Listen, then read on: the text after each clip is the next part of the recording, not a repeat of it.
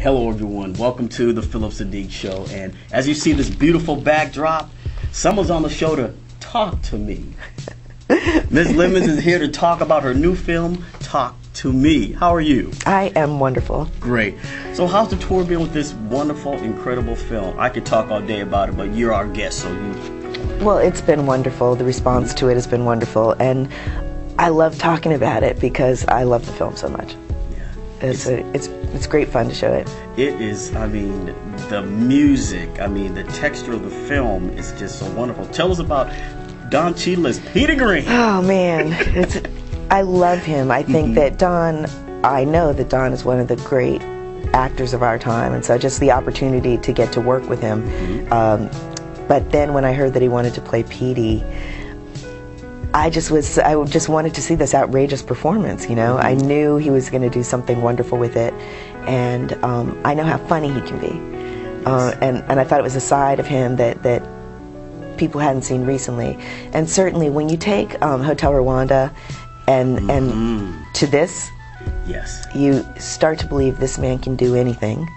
And he's just a tremendous, tremendous talent. I'm very, very fortunate to have gotten to work with him, and absolutely the whole cast. Right, the whole cast was great, and his best buddy, who plays Dewey in the film. Yeah, Chiwetel Ejiofor. Yeah, he was great. He's wonderful. Yeah. A wonderful actor. I'm sorry. So specifically, how did you cast for these parts? Because I mean, these are heavyweight actors, so to speak. Yeah. Taraji P. Henson, Martin Sheen. Martin Sheen. Martin Sheen. Yeah.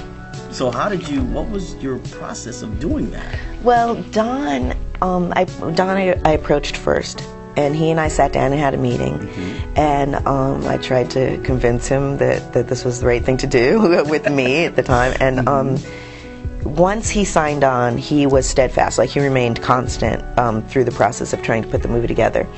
Chiwetel came to us fairly late, but he was always on my very, very, very short list of people that could do the part. And their chemistry is remarkable. Their chemistry, as soon as I saw them read together for the first time, they both had scripts in their hands, and Chiwetel had flown in to read with Don and I got shivers, really. It was absolutely undeniable chemistry. So then after that, all I had to do was pop in the tape and show it to people, and you felt like you were seeing the movie. And they had such true, organic chemistry, and he's such a wonderful actor. Yes, both of them are incredible, great? And then to fuse them both together, and then I have to talk about our girl, Taraji P. Henson. Taraji's amazing. Taraji, she is incredible in that role, because I think most of us, especially us men, we've had a sister like that. Yeah, right, exactly. Back you up regardless of what you do and be there in your corner. So, what would you do without women like that? Right now, like that. But how was she cast, and when was the decision for you, the final decision to cast her in that part? Well, for me, having been an actress, actresses are always slightly harder because I love them all. I love, there's so many of them that I think are so talented. But I gotta say, Taraji came in and she was Vernell. She came in and she was Vernell. She's a volcano of talent and just always erupting surprises, so much energy, you know. And so I just watch her audition tape over and over, and I'm like, you know, this is the woman to play Vernell. And I'm so grateful because, you know, it's alchemy. It's a little like you have to put the right combinations together, and it really was the magic combination. Yes, you definitely did kudos to you, because it was an incredible job she did. And then, of course, it doesn't hurt to be married to the director. You know? Yes, playing Sonny Jim. He was great. Yes. Vondi wasn't my, Vondi didn't pop into my head, I gotta say. Really? He said, I want to play Sonny Jim. And I said, you're too cool to play Sonny Jim. Like, to me, because as my husband, I see him, he's a cool guy, you know? Yes. Sonny Jim is square, you know? And, but yet he's hilarious. I mean, he's hilarious in the role, and I love working with him. It's my third time directing him. First in my short film, Dr. Hugo, where he was a romantic lead. Okay. And so this was the first movie I've directed him where he wasn't kissing one of my friends. What was that like? I mean, you're married to him and you're seeing your husband, I mean, even the characters. What was that like, and how did you, you know, get any reservations like, okay, this is just a character? How did you... When I'm directing, he's an actor. You know, when I'm directing, he's an actor. I look at him like an actor. He actually makes jokes about it because I come on the set and I start. The way I look at him, he says, "It's over." You know, I'm the director and he's an actor. So I don't know. I'm able to separate it. I think that I do get a kind of deep voyeuristic giggle sometimes about the fact that, oh look, here's my husband. But he becomes an actor to the point where I forget that the man I'm married to is actually. In the movie sometimes, you know, because he's the actor playing part. Yes, I loved his role. Reminded me of someone when I was younger. Now, you're one of the rare female African-American directors. Right. What possessed you from being in Silence of the Lambs in front of the camera and then going behind the camera to direct? I got to film school, so I did have an ambition to be a filmmaker, but I was actually drawn to documentary filmmaking. And then it really was after I wrote Eve's Bayou. And I think I might have thought, oh, one day, I thought one day I'll play Moselle, you know, and I'll keep this role for myself, and one day I'll be able to pull it out and find a director and do this movie, but it happened much quicker than I thought it would. And we were shopping around for directors, and a few people passed.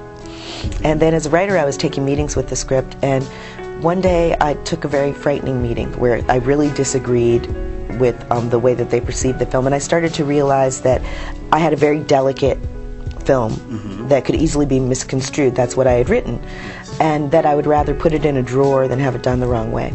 And very shortly after that, I woke up with the epiphany that I should direct it. And so I directed the short film, which was kind of a pilot for Eve's Bayou.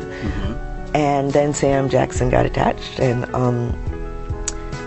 I went off to direct my film. Now, when I made that film, I've got to say, I thought if I die tomorrow, I've made Eve's Bayou. Like, I had nothing more to prove, you know. It's like, I've done it, this is great, and maybe I'm just a one symphony composer. And that was fine with me. I got over that very quickly. You know, so basically Sam Jackson called up and was like, I'm doing this film. I want you to take a look at The Caveman's Valentine. So and then once I was on that set and directing that, I had pretty much had the bug, and you know. You were bitten. Yeah. Okay.